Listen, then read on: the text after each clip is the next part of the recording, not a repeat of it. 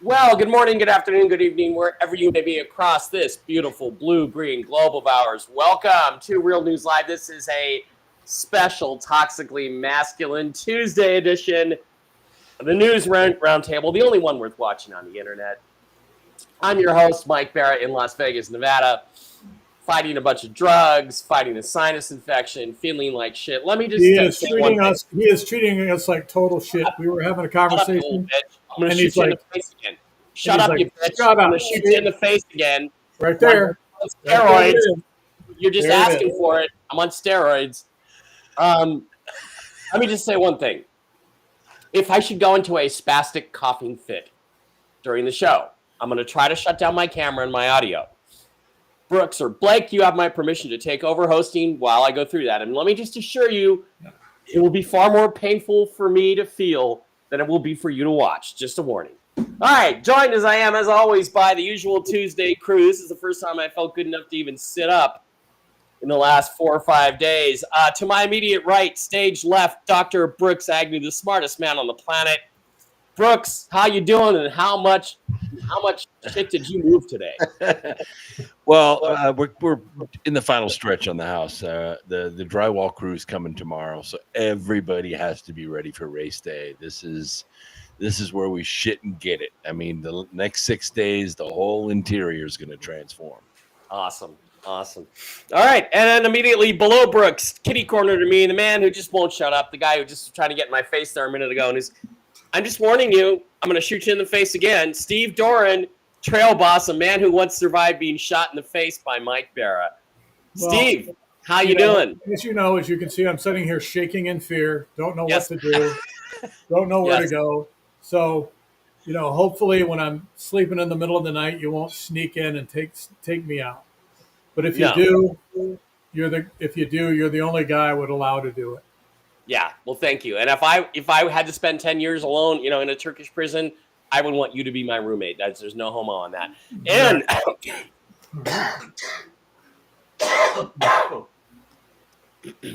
that really hurt. Immediately below me, the producer, the man who comes up with the cool graphics and super cool stuff, the overall stud, the owner of the hottest strip club in Nashville, Tennessee, TV's Blake Wally. Blake, how you doing? You had a show earlier today, probably talking about a lot of these same issues, right? Yeah, it was pretty much mostly centered on World War III potentialities. Yeah, the bit of the day. But it's great to be here, doing well, and I'm looking forward to tonight's broadcast. I think I'm gonna have to keep the volume down on my speaking. That I think is what triggered the coughing fit there. So. Oh God! You ever go through the phase where your ribs are so sore from coughing and yes, it just sucks. Yeah, it's horrible. So it's a sinus infection. It sucks, but I am on the mend. All right, I don't know. Where do you guys want to start? How about we start at maybe World War III. Let's start with World War III. Catch up on everything going on there, and check out what's going on at this hour. In Tehran, Iran. Let's see what's going on there.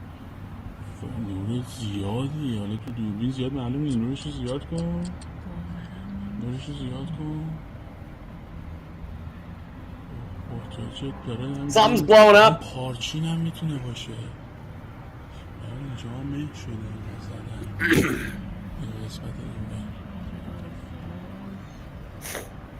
Okay, cool. We got that. Iranians are shouting from rooftops, death to Khomeini, death to the tyrants.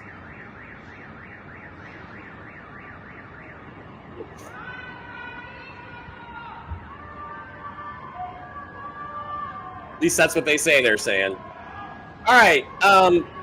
Did we lose Steve? Briefly, yeah. There he is. There's Steve's back. All right, so we got that going on. Then we have a bunch of other developments today, including this one. Supposedly, what they hit was an Iranian missile launching facility got taken out in that latest attack just a couple of hours ago. Following up on that, the Iranians issued a warning today, and their warning was there will be a surprise tonight that the world will remember for centuries. Right now, the Israeli Security Cabinet is meeting, trying to determine the next steps in the war against Iran. Let's take a quick report. Hey, Greg, good afternoon. Right now, the Israeli Security Cabinet is meeting, trying to determine the next steps in the war against Iran. It comes as the region waits to see if the United States will get more directly involved. Today, we saw Iranian ballistic missiles targeting cities across Israel, sending millions of people to bomb shelters. But Israel continues its offensive against Iran, not only targeting positions around the capital of Tehran, but taking out ballistic missile launchers near the Isfahan nuclear facility. The IDF telling Fox News today that around 40% of those missile launchers have been taken out. Now, I spoke earlier with an Israeli pilot who's been running many of these operations across Iranian territory. He said that the missions will continue and that Israel was able to take out much of the air defense around the Iranian capital, giving this country the ability to strike where and when they please. The Israelis have not yet gone after Iranian political leadership, but officials are telling me tonight everything remains on the table as the region braces for more days of war ahead. Greg? Thanks, Trey. Be safe. So President Trump is now facing a big... Okay, so that's kind of where things are at right now. Steve, I know you have some idea of what you think the surprise announcement is going to be. The big surprise from the Arabs tonight, big surprise from the country of Iran tonight is going to be. Why don't you tell everybody what you think it's going to be? Well, I think that they're going to start using massive quantities of deodorant and shampoo so that the world no longer has to deal with their stench. Yeah, and a little toothpaste, maybe some toothpaste. What's that? Maybe some toothpaste too. I'm not hearing you, buddy. Okay, forget it then. Toothpaste. I guess I just had a fatwa put out against me, and I can't hear anybody. All right, go ahead. But anyway, no, the reality is they're going to talk about they're going to strike in some place at some time that's going to just be the most horrific thing that the world has ever seen. I mean, we've heard that before. And then we go in and carpet bomb them for a while, and then they go, please, please leave us alone. We will use deodorant. We will brush our teeth. We will comb our hair. And that's typically how it works. That's all you think is going to happen. There's a little more. They're going to footage. make a threat. They're going to make a threat that nobody gives a shit. I mean, if they were going to do something, why would you threaten? You know, that's what I mean. All of these freaking idiots come out and they go, "We are going to make an announcement that will end the world as we know it." And then, well, then just make the announcement. Just do it then. They never do it. Yeah. Yep. They never do it. All right. How do I do this? Okay. So let's recap a little bit about what's happened since we were together last. Missile strikes by Israel on Iran. Return missile strikes by Iran on Israel. And then what's happened is Israel keeps sending more and Iran sends less and less and less. And they keep telling us, oh, Iran still has 1,800 ballistic missiles to fire at Israel. Oh yeah? Where are those? Because they aren't in the sky. And how do you know? How do you know they have 1,800? Yeah, and they keep hitting these things more and more. More. Hang on a second, Brooks. I'm going to get to you because you're the main guy here. They keep hitting these guys more and more. They keep grinding them down. They also have killed. They killed the whole top 5 Iranian military leaders, and then the guy who replaced him, they killed him today. So now they're killing the replacements. And then Trump tweeted out, "Okay, Mr. Khamenei, we know exactly where you are. We know exactly where you're hiding. Use that information as you will." And then we're going to get to the Shah of Iran here in a minute. But Brooks, what's your assessment of the military situation right now? To my mind, it looks like Iran has pretty much fired what they can. Russia has said, "We're not helping you. We're not stepping in to help you." And there's some more detail on this from some of the Arab countries. But what do you think is going on militarily right now? Well, there are 3 things to keep in mind. Number one is the proxies are being totally silent. Mm-hmm. They're not saying nothing. They're not launching anything. They're staying out of the way. The second thing is that the Ayatollah is alive tonight because Donald Trump wants him alive. Donald Trump is the only man on planet Earth that's keeping the Ayatollah Khomeini alive at this point. And the third thing is, it doesn't matter if they have 80,000 ballistic missiles. If there's no place to launch them, you can't shoot them. And that's what the Israelis have been doing, is blowing up the launchers.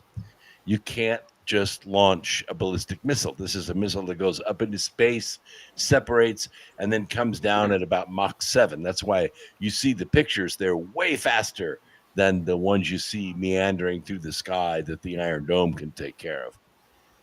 They know they have the rockets. They know they have the ballistic missiles, but they've been blowing up the launchers. Those are the 3 things you need to pay attention to. The big surprise is that they're going to try to shut down the Straits of Hormuz. And I say, do it. Because once they do it, the United States will replace Iran's oil supply, pick up all those customers, and Iran will dry up and blow away in the desert. And those screams that you hear are Persian women who have been praying for 50 years that these turban-headed fuckers die.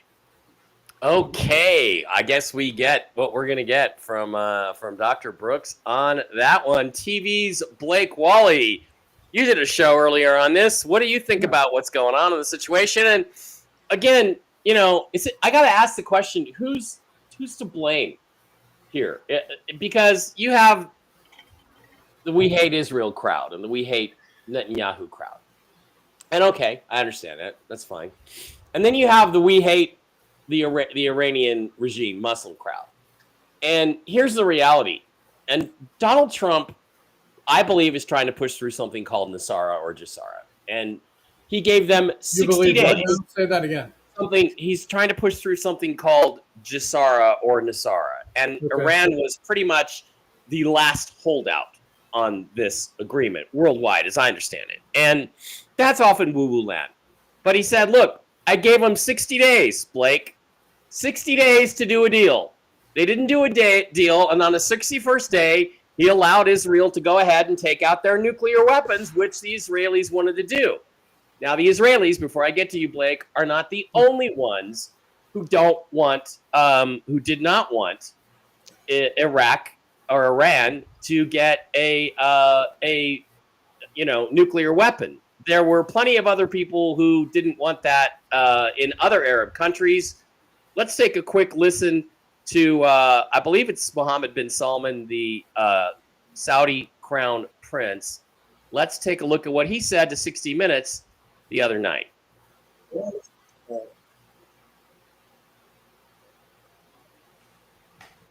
don't know if you got the share screen on, Mike. Mike, is the share screen on? Where is it? All right. The Ayatollah. Absolutely. Why? Because he wants to expand. He wants to create his own project in the Middle East, very much like Hitler, who wanted to expand at the time. Many countries around the world and in Europe did not realize how dangerous Hitler was until what happened happened. I don't want to see the same events happening in the Middle East. Does Saudi Arabia need nuclear weapons to counter Iran? Saudi Arabia does not want to acquire any nuclear bomb. But without a doubt, if Iran developed a nuclear bomb, we will follow suit as soon as possible. Okay. If that isn't pretty intimidating, I really don't know what is. He basically, I think nobody on the planet wants radical Islam to obtain nuclear weapons. And the way that they are going to obtain them now is by the pussification of Europe. And so the way that they're going to get them is by taking over the UK, France, who already have those weapons in their possession. And that's how they're going to get them, because they constantly push, shove, and take over the government like piece by piece, and pretty soon they'll have them. But it won't be from a Middle Eastern country. It'll be from Europe. Okay, Blake. Now, so not so seriously. The Arab countries, isn't it likely possible that the Arab countries really are happy that Israel is doing their dirty work for them? Because Qatar doesn't want the Iranians to have a nuke. The Saudis made it clear. The Jordanians today started shooting down Iranian missiles going over their country heading for Israel. They haven't overtly come out and said we're taking Israel's side on this, but they've basically said, okay, Israel, if you want to completely take out their nuclear capability and then go to the next step, which we'll talk about in a minute, who's the bad guy? Do you see anybody? Who's the good guys? Who's the bad guys? I know on Gaza you were in the sloppy middle there. What do you think? What do you think about all this? And isn't it possible that Israel's just been put to the task, and the other Arab countries are not interfering because they want to get rid of these guys? It's an interesting theory, and that could very well be plausible. So yeah, they fight amongst each other too. And it could be one of those things. Yeah, the enemy of my enemy is my friend. And so they're willing to let that go. And I'm sure nobody really likes Iran, and no one's really going to be excited to see them have a nuclear weapon. It's just a wondering, about the timing, because we've heard the script for 40 years that they're on the verge of, having a nuclear weapon and we have to get involved. So, which I don't like the idea that Bibi went ahead and preemptively, attacked them and created this and made it into a larger conflict. I would like to see more proof. I would like to see more debate on that. But that was, very interesting to see the Saudi prince or leader come out and say that. So that is an interesting angle. So it's a very complex issue. So we just don't want to see the war happen. But anybody else want to chime in on this one, Brooks? Do you agree with Blake? Sort of. It's not really Iran, and in some respects, it's not even the Shia, because you got Sunni and you got Shia Muslims. It's the mullahs. If Iran was allowed to be Persia again, allowed to be the brilliant, smart, metropolitan country that it is, it's the size of freaking Alaska, for crying out loud. It's bigger than Texas. It has borders with 6 different countries that are over 1,000 miles long. It's a big country. And I think the Persians are very smart, very dynamic people. I've worked with several of them. They're great people. But the mullahs have ruled that country with an iron fist, have oppressed the women, abused the children, and basically stolen all their money to try to get a nuclear weapon so they can destroy Israel. With the help of the American CIA, who brought down the Shah of Iran because they wanted an enemy in the Middle East. I mean, I knew some guys I worked with at Boeing back in the early 70s, late 70s. Ray Noorani was one of them. Ray, if you're out there, I still remember you, buddy. Great soccer player, and a couple of other guys, and they were completely westernized. They were Persian guys. Yeah, absolutely. They weren't Muslims. They were like, I'm like, man, he goes, one time we got drunk after a game, and he's like, man, Tehran, Iran used to be the most swinging town. Man, it was just great. They want to be westernized again.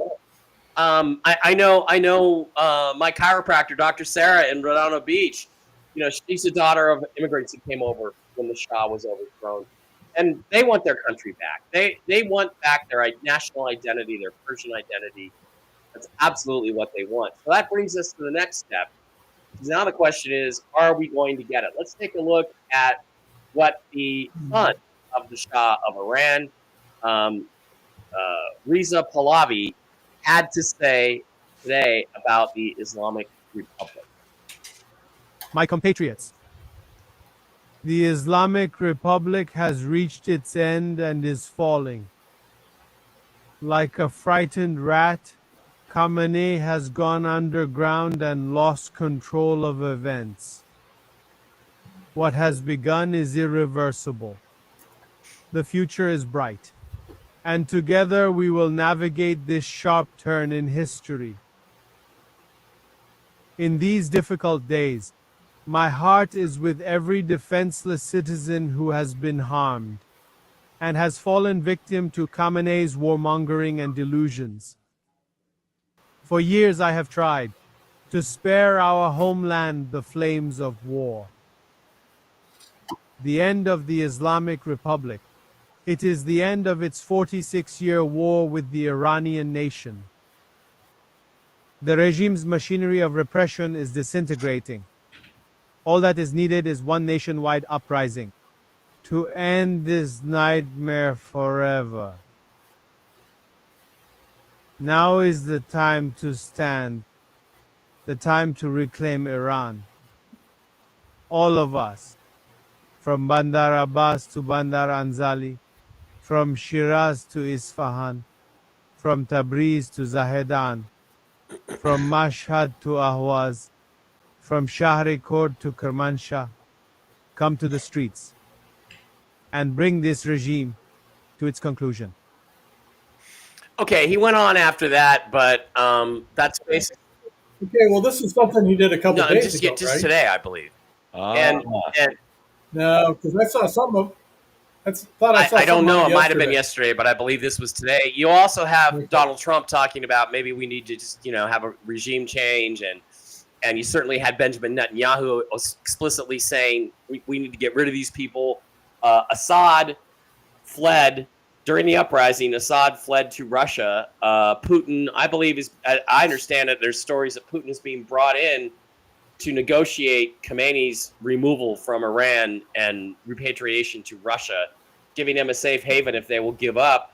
I think it's teetering on the brink. It seems like all it needs really is for the people to get into the streets, lose their fear, create a mob. And I don't know if that's going to happen. But Brooks, what do you think? And do you think there's a really good chance that this will actually happen, that we'll finally get rid of these murderers? Yeah, they've had demonstrations in 66 cities across Iran for almost a year, but the press will not play it. I have friends that are over there, and they're saying women are in the streets, in dresses, dancing.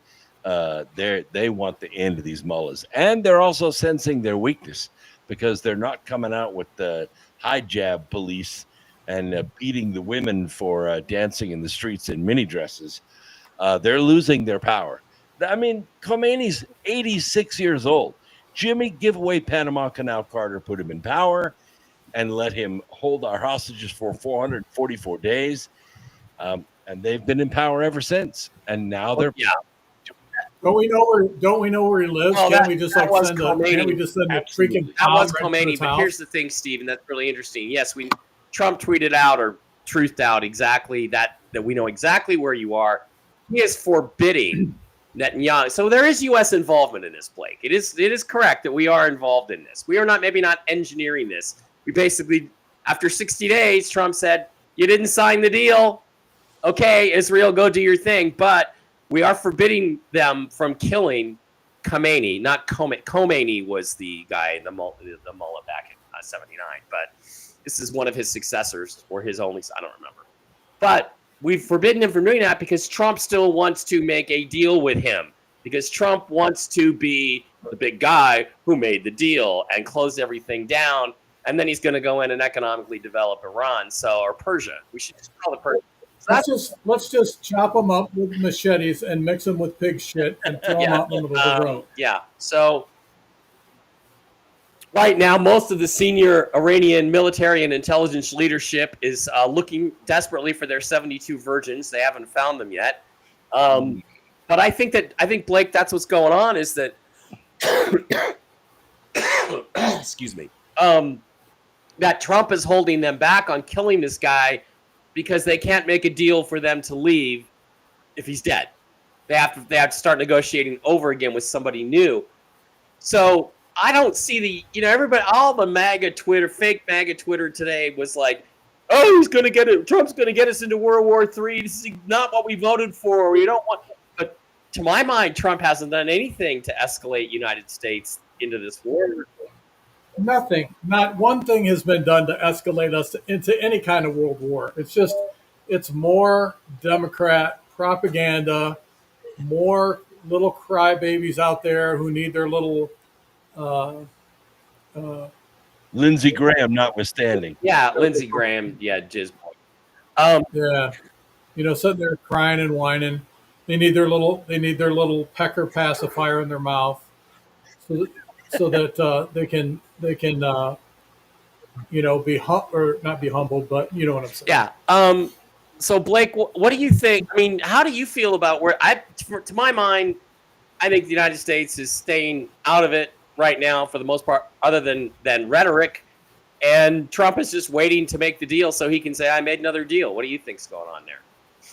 I mean, I'd love it if we could, instead of like a military victory, we could go for that cultural victory, right? And then take down the Ayatollah and replace him with somebody else. But, we meddled back there in 1953 and with British intelligence and the CIA to overthrow Mossadegh, that's when they were at their height there, when they were that westernized civilization. And we took that away from them and put in the Shah so we could, control their oil. But then the Shah was overthrown by the people, and they put in this religious wacko. The Shah was overthrown. Yeah, he was overthrown by Jimmy Carter and CIA. I have to disagree with you on that because he wanted to keep more of Iran's own oil revenues, and that was a big problem. But either way, we've meddled in there a bunch of times. I don't think they trust us. I don't know if we can put regime changes is very dangerous. It hasn't worked out very well. But if there's some way we can liberate the people out there, that would be the ideal scenario, and then they could.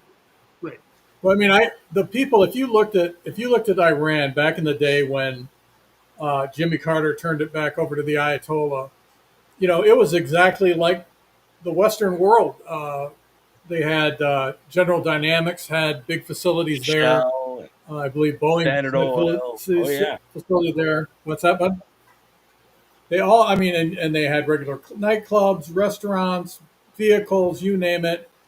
It was like a normal. You could fly there, and other than the color of those people's skin, you could operate just like you could in any other Western. The Persians, by the way, are Caucasian. They're just scanned because they live in the Middle East.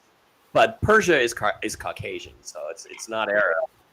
Well, they are, but they are darkened by the people coming in, robbing, and taking. The reason they're called Iran is because the Shah, at the time that Adolf Hitler was rising to power, was so impressed with Adolf Hitler and his parades and everything, he changed the name of Persia to Iran, which means Aryan. Aryan, yep, it does, and that's really interesting. So, all right, where do we think this goes from here? I have my own theories on where it goes from here. Let's start with you, Brooks. What do you think the next step in this is? Well, the next step has got to be trade. It has to be international trade. Iran, the country of Persia, wants to trade with the world, and they have all kinds of products that they make there. Mm-hmm. They can't do it because the mullahs suppress all that and suck the life out of the country so they can build a weapon to kill Israel. That's their purpose. Okay. Steve, what do you think is next happening in this situation with World War III? To be honest with you, I really don't know. I think it's going to involve lots of guns, bullets, and bombs. But I can't be sure of that. But that is my take, that they're going to give them some time. A threat's going to be made, and then there's going to be just a loose of huge bombs and weapons in their direction. Blake, what do you think is the next phase in this so-called war that's not really a war? yet. Well, I hope you're correct there, and that they lost their launch pads and they're unable to shoot ballistic missiles or do whatever they're planning on their little surprise announcement tonight, because that could be devastating since they're kind of cornered and could pull something desperate if they wanted to. Hopefully, they will not, and we don't want to see anything escalate any further. And the United States is standing by, but they've said, well, we're not going to get involved unless they attack somebody in our base. I'm, of course, nervous about false flags that could drag us into a war because we won't get all the facts, and then something will happen and it'll get the people on their side to get involved into another war, which we don't need after, especially after Afghanistan and Iraq. So that's my biggest concern there, and I don't want to see Trump get taken in with he's got too many neocons around him. I'm a little bit skeptical of his alliance, and I don't want him to. I don't want his legacy to get ruined if he gets dragged into a conflict like Afghanistan again. Yeah, well, what bothers me about the idea of regime change, I like the idea, but what bothers me about it is it's what Lindsey Graham wants. And if that little light in the loafers war pig wants it, I don't see how it's good for the world. So am I wrong about that, Brooks? Well, I don't think it needs to come through violence. I think, during Trump's first term, Iran was in check. They were broke. He had sanctioned them. He had their money hidden. They really couldn't do anything. When Obama was president, he shoveled the money to them. He's the one that loosened the sanctions. And when Virtual Joe and his gang of criminals took power again, they shoveled the money to Iran, and back up the regime came. They are now in check. I think this whole thing can be solved economically. They're already cut off from the world. So you don't believe that Biden left them enough money to do with what they need to do? All those accounts are frozen. They can't buy anything. No one's buying Iranian oil. They're basically shut down. Their days are over. Then you and I and Mike should be able to go with our handguns and take them out. Yeah, logically. I don't think that is that you don't have to kill off these people to have regime change. No. You can squeeze them out where they just become irrelevant. Well, that's the thing, is that also if they've taken out most of the launchers, if that's really what they're focused on, and they can no longer launch against Israel, then they can just little by little, bit by bit, destroy the ballistic missiles. And once those are gone, the threat is completely over. But I agree with you, Brooks. By the way, Adam Carolla posted this today. Letterman should probably lay low for the next few weeks just to be safe. I thought that was outstanding. So my position on this is that I agree with you, I guess, Brooks. They're going to make a deal. I think by the end of the week, they will make a deal. The deal will be that Khomeini and the mullahs and the Revolutionary Guard will go, that a new government will come in, probably led by the son of the Shah, by Reza Pahlavi. It may be a constitutional monarchy for a while. It may be a new republic, but it will usher in a new era of freedom. They will demilitarize, and basically everybody in the Middle East will go off singing Kumbaya. I don't think we're going to get into a war. But I did find it really interesting, Blake, how quickly some people pretending that they were MAGA just turned on Trump when he hasn't done anything. There's only, he made a big deal in I don't understand the G7 thing. Well, I've got to leave right away. And there's a big meeting in the Situation Room. Well, as I understand it, that meeting was between State Department types who were part of negotiations, not military types were not brought in. So doesn't that indicate that it was really just about negotiating a new deal with Iran, that maybe Iran had indicated, okay, we're ready to talk. But also, don't we have the situation now where it's like Trump is pretending to escalate, but he's not escalating anything. Is he really? No. I don't see any escalation whatsoever. I see more de-escalation than I do escalation, and if not that, basically just sitting on the fence, stand in the middle of the road, waiting to see what happens. Well, you do have the USS Nimitz that's kind of moving over into the theater. That puts about 96 naval fighter jets within striking distance of just about everything that's. But just having it there doesn't mean they're going to. I mean, how many times have we done that? I mean, it doesn't mean we're going to use it. You know, you don't see them putting birds in the air, flying around, checking out choice targets that could be hit in the future. Yeah, but I don't support U.S. military being used in any of these operations at all. Blake, do you? No, I think at first they were just kind of using them defensively to protect Israel from missiles, and that was it. So as long as there's no offensive action by either side, then hopefully they'll stay out of it and negotiate somehow. Well, there's not much anyone can do about ballistic missiles. There really is no defense against them. Okay, well, even Iron Dome, Golden Dome. Okay, so this weekend we had on Saturday No King's Day, a bunch of retards protesting around the country, the vast majority of whom were paid. Some, like people who shall remain nameless, Alejandro Rojas, who are just so fucking retarded they actually think that Trump is the bad guy. That's how fucking stupid you are, Alejandro. I'm so glad you got to this because I don't understand this at all. This is the stupidest thing. I don't understand. I mean, people start talking to me about it, and I'm like, I don't know what you're talking about. Mm-hmm. And please explain. Well, okay, so they don't want Trump to become a king, yet what they did, this is my tweet this morning. If you didn't want Trump to be king, you should not have stolen the 2020 election because you gave him every reason to come back and seek all the power because it's exactly what you're going to get. And again, I see the historical comp for Trump to be Caesar. And he's clearing up this entire mess. And then guess what on top of that, guys? Guess what on top of that?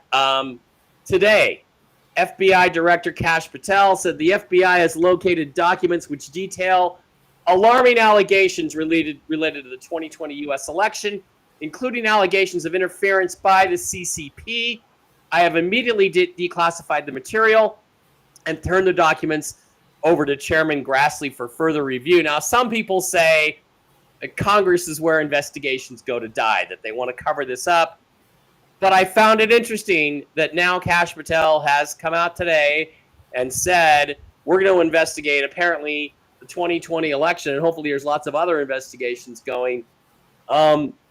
Brooks, let's start with you. What did you think about No King's Day? I mean, there was an impressive number of people in the streets, only in the deepest blue cities where they have the largest infrastructure and the most money to pay out these people. And the Trump parade was, a very poor turnout. But I think under the circumstances, nobody wanted to really risk their families if there was going to be trouble, don't you? Yeah, I think that's probably it too. Plus, it was raining, and a lot of people didn't want to take their families out in the rain. But as far as the riots go, there were 26 permitted riots across the country. Every single solitary one of them was violent, and people were arrested for throwing fireworks and bottles and burning things. Every single one was violent, regardless of what the press tells you. Now, trying to get something organized like that takes a lot of money. Well, the organization to put the money up is called 50501. 50 protests in 50 states in one day. Mm-hmm. And it is run and funded by the UN. The UN is the one that put on these riots across the country. And they're the ones that came up with the marketing. I've been to their website. You can print out all the banners. It shows you how to organize. It shows you how to advertise. And there's money, lots of it. So that's what it was about. It was a UN. Why didn't you ask for some money, Brooks? And then we could have went and been the opposing side. Yeah, Trump went after the rioters. The best thing to do is to let them spend their money and let them march and don't give them any airtime at all. I want to get into it. I'm turning into Mike. I want to shoot them with rubber buckshot. I want to take and have exploding rubber canisters and canisters that just burn their ass. I want to be a participant on the other side. So get us a grant. Yeah. Don't you think it would be fun to shatter testicles with rubber bullets? Yeah, yes. I was going to go to the testicles guy next, buddy. Let's give your left testicle a nice resting place. Okay? Let's put it right down next to that parakeet of yours that died 20 years ago. Bury it next to him. Yep. Hang a tea bag off your gun barrel for every single one you get. Yeah. Okay, so Steve, do you think you now grasp what No King's Day was? It was just a organized libtard protest designed to undermine the 250th anniversary parade for the U.S. Army, which shows more by their like I said, I mean, to me, none of it makes any sense whatsoever. I've been trying to make sense of it. I'm trying to figure out why the youngest child of Walton, who owns Walmart, paid $250 million and had all these, front page ads run and all of these ads placed in the store. And I'm like, none of this makes any common sense to me at all. Or, why anyone at that level, that wealthy, would get involved in any of this. Even if they gave the money, right, to have it done, that they would actually come out on the front line and say, yeah, I did this. Yeah, and the riots and the protests, they've tracked all the money. We know they all came from a few Democrat billionaires. Why are we not taking them out? Blake, any thoughts about the No King's Day rallies versus the Trump parade rally? And the people are trying to say it's a sign that MAGA is weakening. What do you think about that? No, I don't think either one of them went all that great. The good news, I heard something like the IRS is even going to be looking at, not that I have any love for the IRS, but they're going to be scrutinizing who's making these payments to who's funding these rallies. So that is a problem. It's ridiculous. I think the Babylon Bee nailed it the best. Trump is a king, says the people protesting in a free country. So people just make stuff up. I think what makes a Trump rally is Trump. So if you're going to have a rally, you have to have Trump there. So if Trump says, "Hey, I'm going to New York, I'm going to Detroit, wherever it is," millions of people will show up. Now, Stephen Leister is telling us that the Iranians, I guess Iran's central bank has been hacked and there's no access to money. That'll bring about protests pretty darn fast. So, all right, couple of other news updates. If you see an Arab and he wants to buy a camel or camel milk and he can't get money out of his bank account, you watch what happens, Michael. Watch what happens. I need to buy my camel some milk. Okay. Kristi Noem was taken to the hospital today. Some say rushed to the hospital. Apparently, it was an allergic reaction. Nothing too serious. They gave her some, what is it? Benadryl or something to keep the anaphylactic shock from taking place. But Tulsi Gabbard was sort of basically Trump's. They said Tulsi Gabbard said that Iran doesn't have any nuclear weapons, but he said, well, she wasn't right about that. So let's show quickly the exchange between Tulsi Gabbard in Congress and then what Donald Trump said about it. Cyber operations and capabilities also present a serious threat to U.S. networks and data. The IC continues to assess that Iran is not building a nuclear weapon, and Supreme Leader Khamenei has not authorized the nuclear weapons program that he suspended in 2003. The IC continues to monitor closely if Tehran decides to reauthorize its nuclear weapons program. In the past year, we've seen an erosion of a decades-long taboo in Iran on discussing nuclear weapons in public, likely emboldening nuclear weapons advocates within Iran's decision-making apparatus. Iran's enriched uranium stockpile is at its highest levels and is unprecedented for a state without nuclear weapons. Cyber operation. So then, of course, we have the update that they did start producing nuclear weapons. So did Trump throw Tulsi Gabbard under the bus, Blake, or have things just changed since she reported that in March?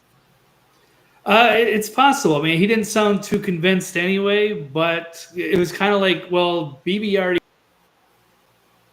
went ahead and did it. So I guess now we're just going to run. We're on the verge. and he's not going to, call them out and say, hey, this is BS. Bibi shouldn't have done this. He can't do that. So he's in an odd spot there.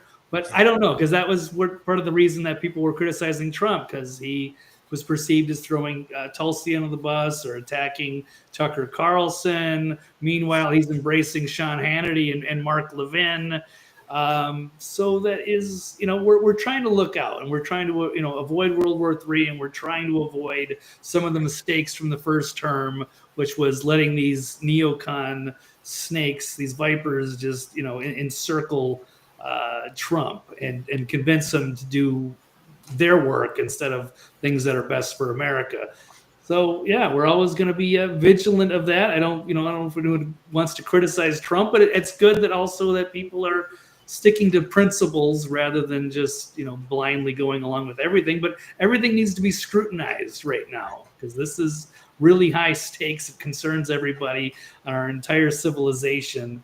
So we have to get this one right, and we don't want to jump into anything, I would think, unless, yes, it's a sure thing. I would like to see more evidence of everything they're trying to present. Yeah, Mark Levin is an Israeli shill. Any thoughts on any of that, Brooks? Yeah, the main thing is this is the difference between a republic and a fascist bureaucracy. When the Bush family was in power, you had the fascists, you had all the neocons basically make the case that Iraq had weapons of mass destruction and they have to be taken out. And so the bureaucracy took over, and that's what happened. And Halliburton made, I don't know how much it made, but it was a lot. What makes America special, and George Washington understood this better than anybody, is a strong executive. You can't bully Trump into doing anything. You'll get him right up to the edge, and then he'll say, now, how many people are going to die if we launch this? 15, Mr. President.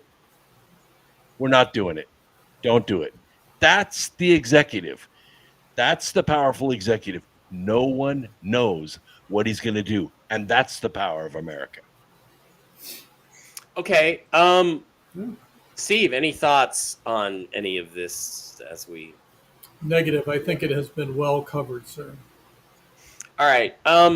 Guys, there's a whole million things that we could cover here, but I'm pretty wiped out. And I want to get to one last thing that I think I need Brooks's expertise at. There was a plane crash Thursday before I left for Massachusetts, and it was I think it was Air India aircraft, and a 787, and it certainly didn't look normal. There were reports that the incoming flight, as it was incoming on the same aircraft, there were massive electronic problems.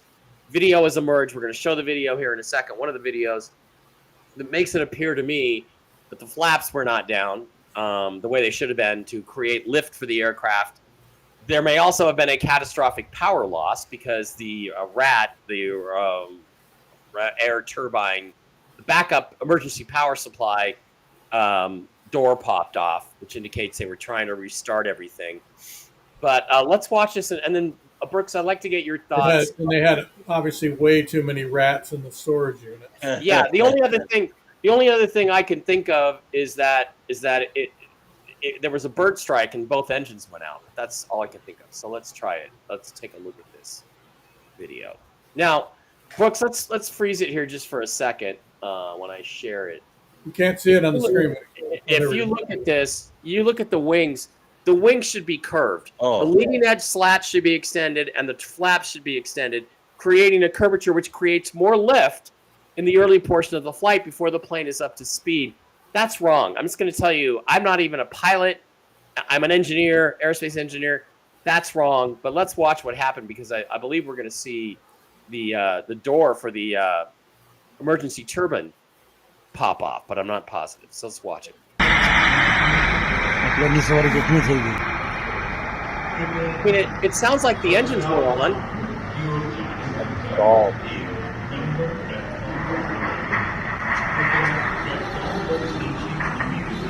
And then they go silent. They actually had onboard video recorded. Yeah, see that door. The Facebook took it down. What's that? They had onboard video and Facebook. Yeah, the onboard video recorded all the way down until Facebook took it down all the way to the ground. So, Brooks, I'm trying to figure out what this is. It sounds like from that video, you can see that the flaps and leading edge slats are not in the correct position. That there's people saying, well, the landing gear lever button and the flap button are right next to each other, and he might have pushed the wrong button, retracting the flaps instead of retracting the landing gear. But it sounds like the engines stopped because you can hear them, and then they stop, and then you see the door pop off for the emergency turbine where they were apparently trying to restart everything. There's an air inlet that allows air to come into this emergency turbine thing. Well, what do you think based on what you've seen? Well, I've been in this situation a couple times when I was flying. On a really hot, dry day, when you got a very heavy load, you can tell because the wings are curved up like this. It means there's a lot of weight in that airplane, full of gas, full of people. If you don't have your flaps down, you can't get the lift. Now, when a 777 takes off, it does about a 35-degree climb out because altitude is your friend. But it couldn't turn the nose up because it was stalling. It was trying to climb, but it did not have the airspeed to climb. There was not enough lift. You're right. The flaps were not extended. The landing gear should have been up as soon as they cleared the runway. The landing gear should have been up. That reduces the drag and allows the plane to pick up speed. But none of that happened. The thing that bothers me is the 777, all that stuff is automated. The pilots don't really have control of that. There's a takeoff program that runs the aircraft up to 10,000 feet. That didn't happen. Something went wrong with that airplane. It's electronics. I think it's definitely electrical system because, again, there's video of the guy showing everything blinking out as they were coming in for a landing. And, I think he felt like it was a miracle they landed. And, again, this is typical of foreign airlines. We'll just put it back up. It's fine. Don't worry about it. They're not going to. No, we'll miss our next flight if we don't. Human life means nothing to them. Nothing. Yeah. And in fact, there was a guy who did a video just prior. He had hooked himself a first-class seat on a Indian airline. And prior to this video going up, he was showing how horrific it was, how things were falling apart, how things like during flight were literally dismantling themselves and falling in the floor. Yeah. And then this video came out. So they don't buy new aircraft. And Mike knows this. They buy half-time aircraft. These are airplanes that have flown half their hours, and India buys them at a discount. They don't buy new airplanes. I mean, their thing is, it's just like Christian. I wonder. Wait a minute, Hellwig. I wonder how you know that because it sounded like in that video that the engines clearly stopped running, and that's when the plane started to set. It wasn't gaining altitude anyway. No, but then it sounded like the engines shut off, and I'll play it again. Then it starts to descend, and the rat door pops off. Was it landing or was it taken off? It was taken off. Oh, that's what I'm saying. The landing gear should not have been down. The flap should have been fully extended. I was in India one time, Nepal, flying in a Shorts 360, and the side glass was all etched out. You couldn't even see out them. I had to go up into the cockpit to see where we were going, and that had new glass, but the sides did not have any new glass in it. Yeah, let's watch this video again because I'm pretty sure the engines were shut down here. Let's listen. And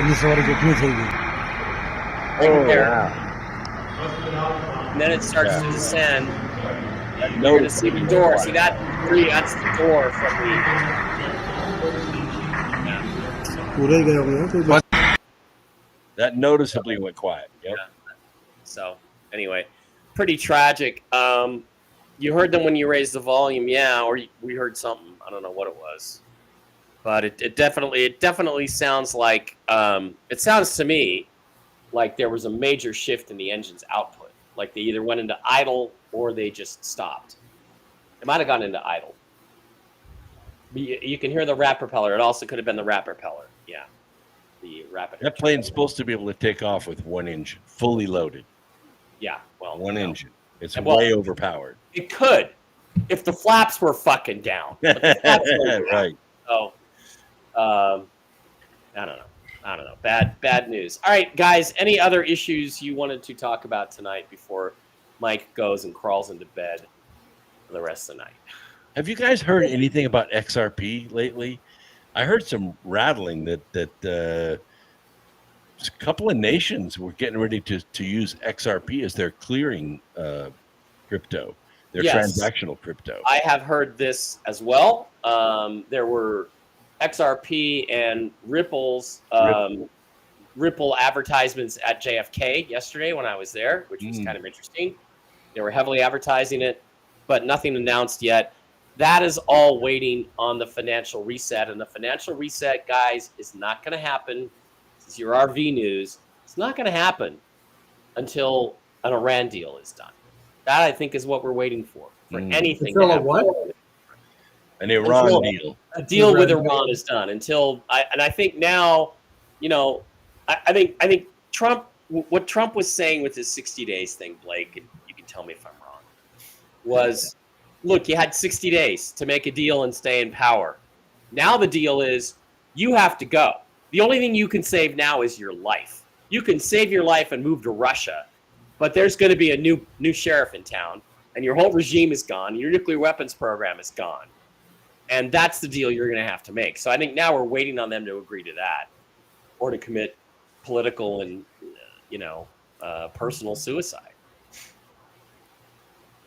I hope you're right. This is a peaceful solution for this. That would be great for everybody if that's possible.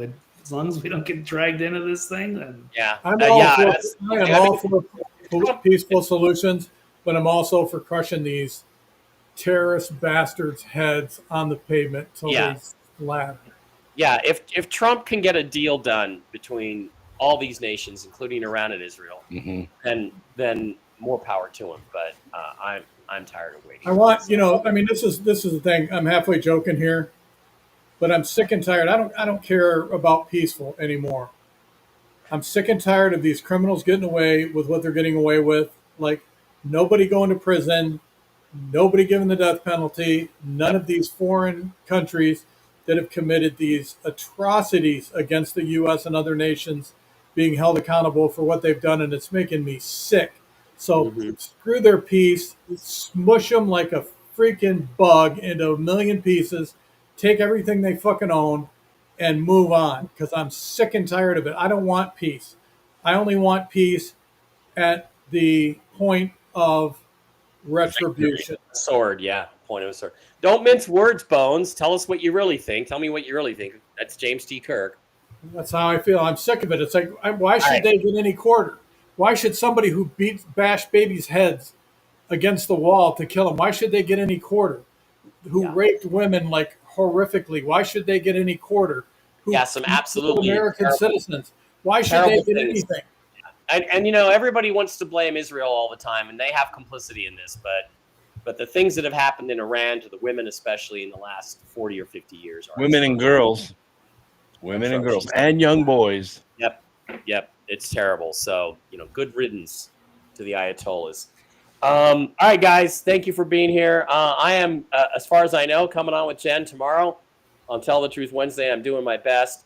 I'm sick. I'm miserable. Somebody asked me earlier, why wasn't I on with Jen yesterday? One, I was on an airplane. Two, I was sicker than a dog. So thanks for hanging in there with me. It was kind of a disjointed show tonight. A lot of stuff going on in the world. A lot of stuff to talk about. Blake, you're going to come back on Thursday with your show, right? Doing another show on Thursday? Yeah, right? Hopefully, yeah, for sure.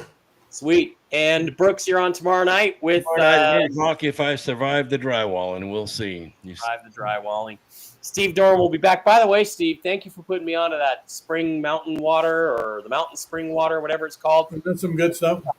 I've run out of it, but it definitely tastes better than anything you're going to get filtered. It tastes good, and there's like a healing feeling after you drink it. Yeah. Where's Brooks gone? Is Brooks going to get some of the water? They're not a sponsor, Brooks, so if they want to sponsor us, we'll show their product. But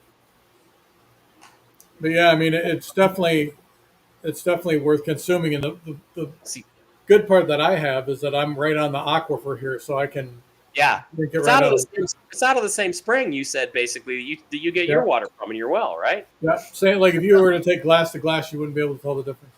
Yeah. Now I feel like I can't sign off because I'm waiting for Brooks. All right. I guess we have to. Because who doesn't? Brooks Who doesn't want to throwing see up. Brooks? And who doesn't want to see Brooks in a tank top and shorts again? I do personally. Maybe Where he's is got his weenie hanging out. Who knows? The ladies do. Hey. Deb from Sacramento certainly does. All right, ladies. How many of us do you want to wait for Brooks to have his weenie hanging out when he comes back? All right, that's it. Oh, there he is. No, there he is. There he is. you thought you were going to get some water or something. You know, Brooks. they had every woman on the broadcast said they wanted to see her weenie hanging out when you. Yeah, came they wanted to see your butt again, Brooks. They thoroughly I enjoyed chugged it. so All much right, water today. Now it's all coming out. So. Oh, that's what was going on. Okay, thank you for being here. We appreciate each and every one of you. Pretty sure we'll be back next week. Definitely, I'll be on tomorrow with Jen, or at least I'll be on tomorrow. I don't know if Jen's going to join me or not. I hope so. Great. Love you guys.